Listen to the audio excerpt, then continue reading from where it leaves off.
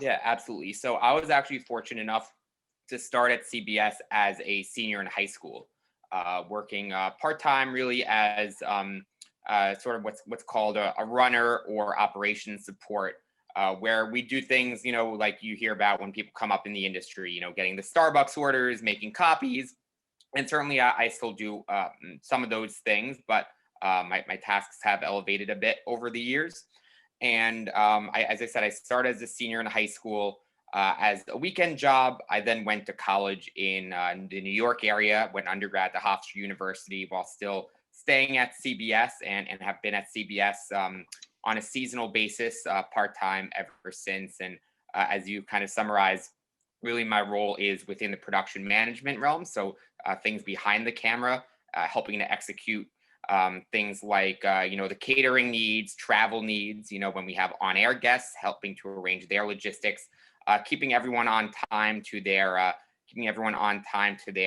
assignments, and also just making sure people are comfortable as they take on the really high pressure jobs that live television and live sports really entails.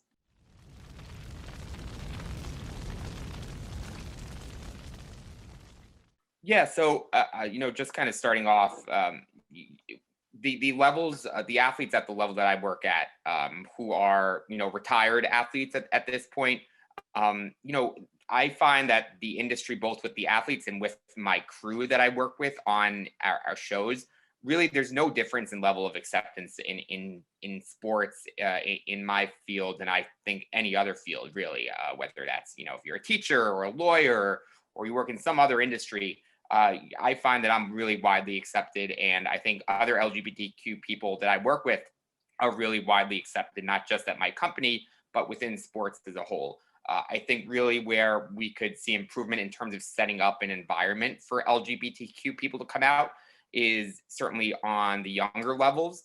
Trying to eliminate language that is deemed homophobic.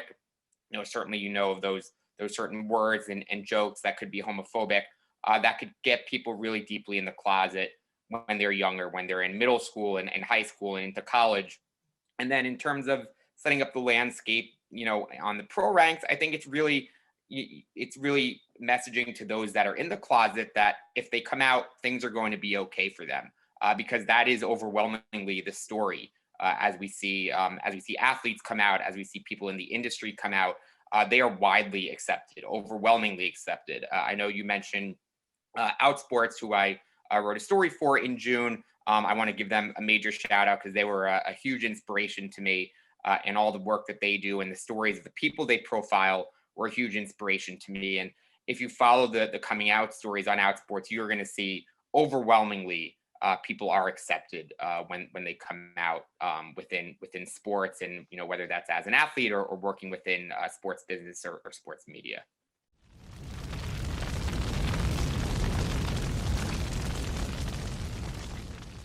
Yeah, so I think the trans inclusion in athletics is really the major social fight within sports of our lifetime, and it's really hitting ahead now as you see these bills getting brought up in individual states around the country. So I think this is really a huge fight for our LGBTQ community within sports. I think we have to get the facts across. I think there's a lot of people that I speak to, that I know, that aren't part of the community, or even who don't quite know the facts around gender transition, and what has to happen for an athlete to participate. For instance, on the NCAA level, an athlete has to go through the physical transition for a year before they can compete, and the science really shows that after a year of that hormone therapy, they are at, really any physical advantages that might be gained from your hormones, if you were going, transitioning male to female, are really nullified at that point. So I think it's really important that we continue to hammer home the facts to people and the science to people, and also show the examples. There are trans athletes that are going out there and are not dominating competition by and large. They're going out there and they're winning sometimes and they're losing sometimes, just like other athletes. And by and large, athletes are competing in their gender identity, and sometimes we don't even know it, and the public doesn't even know it. So I think it's just really important that we really stand for our transgender brothers and sisters, and come across and always convey the science when we're debating the issue.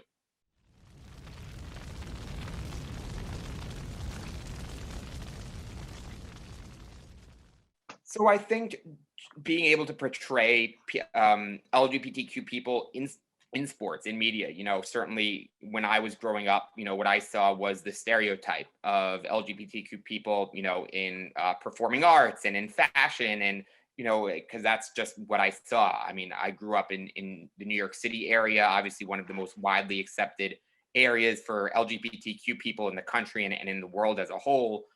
But I didn't see people out there, like myself, that weren't so much into, some of those stereotypical interests in the community, and I was really into sports as as my main interest growing up.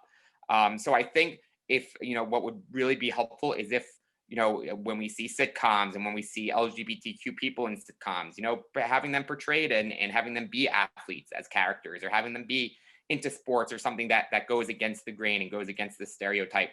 I think that would really help. And again, continuing to elevate people and elevate their voices as they're visible and as they're out in the community really helps as well.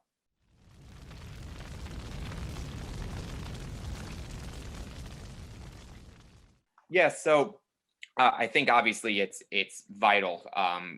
Studies show that what children are taught at their younger age, whether that's at home or in school, really carries with them throughout their life, and they're molded at that young age. So I think it's really important that we bring in racial equity and gender equity, and topics like transgender inclusion in sports, female inclusion in sports. Obviously, at the time we're taping this, one of the major issues that we've seen this week is the treatment of the women's NCAA basketball tournament, and the disparities of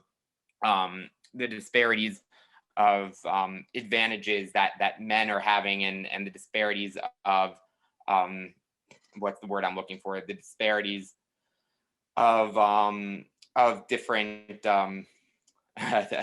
different just different conditions that they're in, whether that's the weight room that they're getting to be in, or even the COVID testing that they're getting. The men's tournament is getting superior COVID testing than the women's. So I think, being able to teach gender equity in sport, racial equity, across all realms is really important, especially to children at a really young age.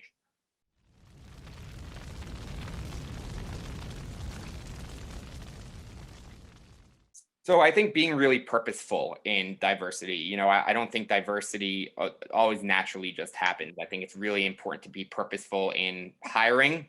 What you see now in sports is you're really seeing a turn and an inflection point. As I look at different organizations and sports leagues and media networks and athletic conferences on the college level, you're seeing these DEI, these diversity, equity, and inclusion departments really spring up, where it is a priority to hire people from different minority groups, whether that's racial minorities or the LGBTQ community, or women, and not just hiring but putting them in positions of power. So I think that continue to elevate those communities, especially within sport, is really crucial, and that's how we can continue to really move the ball forward.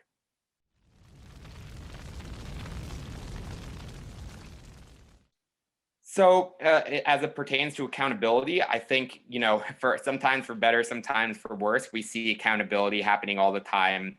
If you're on social media and follow sports personalities, you'll see this.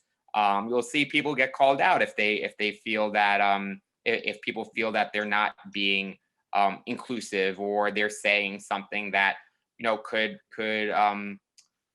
harbor some animosity towards another minority group. Some people may call that cancel culture. I call that, accountability, and people being held accountable, which we all need to be held accountable. And we all have things that we need to, improve on in our lives as it pertains to, continuing to grow our inclusion and continuing to open our minds and open our hearts. I think diversity and inclusion really are under the same realm here. I think it's again being purposeful in your diversity, making sure making sure that all minority groups are represented on your on your team, on your in your employment group, in your coaching staff, if you're a head coach somewhere, in your athletic department.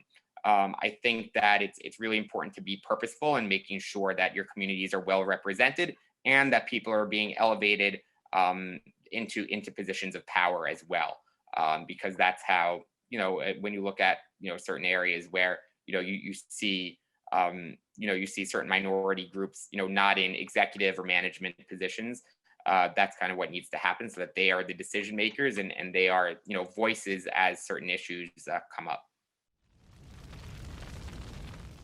I think we just have to break stigmas. I think just breaking the stigma of how we think of people, and that's not just breaking stigmas of how if we're talking about LGBTQ inclusion, that's not just breaking the stigma of how straight people or allies think of LGBTQ people. That's also breaking stigmas from our community, from the LGBTQ community.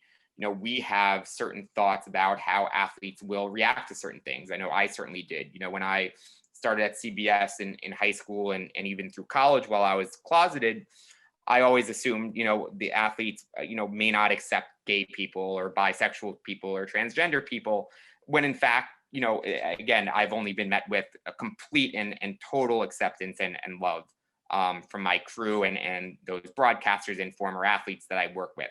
So really, it was my stereotypes and my own stigmas that really had to be broken. So I think we just have to break stigma all around, and again, get people to have an open mind and be very purposeful when hiring is happening or people are recruiting or filling out their rosters or filling out their coaching staffs.